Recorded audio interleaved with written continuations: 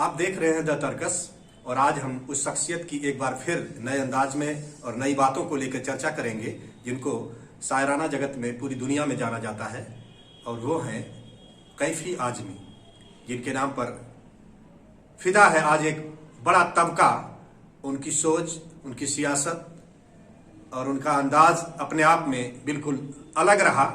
वो वामपंथी विचारधारा के तमाम लोग उनका अपना रहनुमा मानते हैं। किस कदर वो अपनी विचारधारा से लगाव और प्यार करते थे वो तमाम मौकों पर जाहिर हुआ है और शबाना आजमी में वो अक्स दिखाई देता है। जावेद अख्तर भी जिस विधा को लेकर चल रहे हैं वो अपने आप में खूबसूरत विधा है और उस परिवार की तमाम सारी खूबियां हैं और उनके संबंध में हमने कई एपिसोड पहले चलाए हैं। आज हम उस महान शायर की जिंदगी के कुछ ऐसे लम्हे आपके सामने लाने वाले हैं जो अब तक शायद रोशनी में नहीं है या उनके बारे में लोग बहुत कम जानते हैं।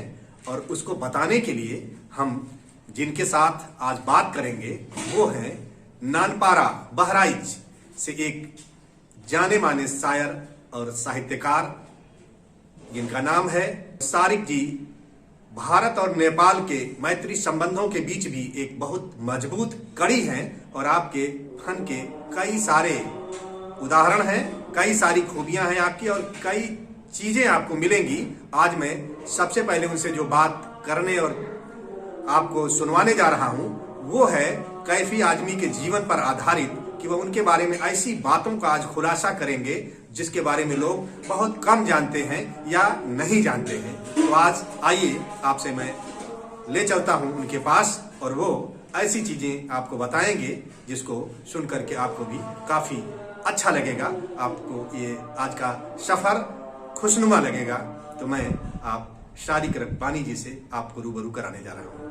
कैफी आजमी मशहूर नगमानिगार का जैसा संबंध मिजवा जिला आजमगढ़ से है। बहुत कम लोग जानते हैं कि उनके बचपन के कुछ साल बहराइच में भी गुजरे। कैफी आजमी के बचपन के कई साल बहराइच में गुजरे और उन्होंने अपनी शायरी की शुरुआत भी बहराइच से ही की। कैफी आजमी के पिता सैयद फतेह हुसैन रिजवी नवाब कजलबाश के ताल्लुका नवाबगंज अलियाबाद बहराइच में तहसीलदार थे और शहर बहराइच के मोहल्ला काजीपुरा में रहते थे, जहां परिवार के साथ कैफी आजमी के बचपन के कई साल गुजरे। सैयद फतेह हुसैन रिजवी साहब के 4 बेटे थे और सभी शायर थे। बड़ा बेटा सैयद जफर हुसैन मजरू, जिनका तखल्लुस मजरू था। उनसे छोटा लड़का सैयद यूसुफ हुसैन बेताब, उनसे छोटा लड़का सैयद बशीर हुसैन वफा और सबसे छोटे लड़के सैयद अतहर हुसैन रिजवी यानी कैफी आजमी।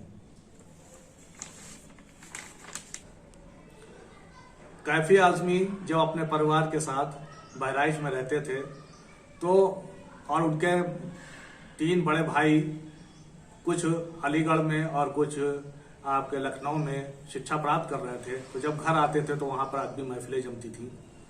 एक बार मुशायरे का भी आयोजन हुआ। उस वक्त तक कैफी आजमी ने कोई न गज़ल कही थी न किसी को सुनाई थी।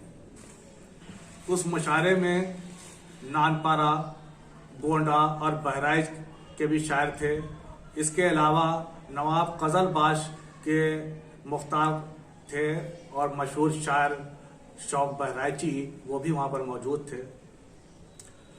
इस मौके पर कैफी आजमी को भी पढ़ने का मौका मिला। कैफी आजमी ने एक गजल पढ़ी जिसका ये शेर बहुत पसंद किया गया। वो सबकी सुन रहे हैं, सबको दादे शौक देते हैं। वो सबकी सुन रहे हैं, सबको दादे शौक देते हैं। कहीं ऐसे में मेरा किस्सा-ए गम भी बयां होता। लेकिन किसी को यकीन नहीं आया कि ये छोटा बच्चा 11 साल का इस तरह का शेर कह देगा। सभी ने उसकी हौसला अफजाई करने के बजाय ये सोचा कि ये शायद अपने बड़े भाइयों से, जो इनके 3 बड़े भाई शायर हैं, उनसे ये गज़ल लिखा ली है और उसको पढ़ा है। यहाँ तक कि कैफी आजमी के वालिद फतेह हुसैन रिजवी साहब को भी यकीन नहीं था कि ये गजल कैफी साहब ने ही कही है। ऐसे मौके पर उस्ताद शायर शौक बहराइची ने उनके सर पर हाथ रखा। कैफी आजमी रुहासे हो चुके थे और बहुत हतोत्साहित थे। उन्होंने कहा, ऐसा नहीं हो सकता कि ये छोटा बच्चा गजल न कह सके। अगर ऐसा ही है तो इनका इम्तिहान लिया जाए। उसी मौके पर तमाम शोरा के बीच में, जहां बहराइच, नानपारा और गोंडा के तमाम शोरा मौजूद थे, कैफी साहब को के सामने एक मिसरा इन्होंने शौक बहराइची ने पेश किया। मिसरा यह था, कितना हंसो कि आंख से आंसू निकल पड़े। कैफी आजमी साहब ने वहीं पर सबके सामने 10-15 मिनट बैठ के कुछ शेर कहे और उसके बाद गजल पूरी की। उस गजल का एक शेर है, इतना तो जिंदगी में किसी के खलल पड़े, हंसने से हो सुकून न रोने से कल पड़े। आज इसी गजल को कैफी आजमी की पहली गजल माना जाता है और यह गजल मलका तरन्नुम बेगम अख्तर ने भी अपनी आवाज दी है। कैफी आजमी बाद में भी बहराइच में आया करते थे और तमाम शोरा उस वक्त जो उनके हमअस्र शोरा थे उनसे मुलाकात करते थे। कैफी आजमी को बहराइच में आज भी अच्छी तरह से लोग याद करते हैं। 14 जनवरी पर उनके जन्मदिन पर अदबी महफिलें उनके जन्मदिन पर होती हैं। इसके अलावा भी कैफी आजमी को याद करते हैं। कैफियत में कैफी साहब ने खुद तस्करा किया है कि हमारे वालिद बहराइच में थे और हमारे बचपन के कुछ साल वहाँ गुजरे।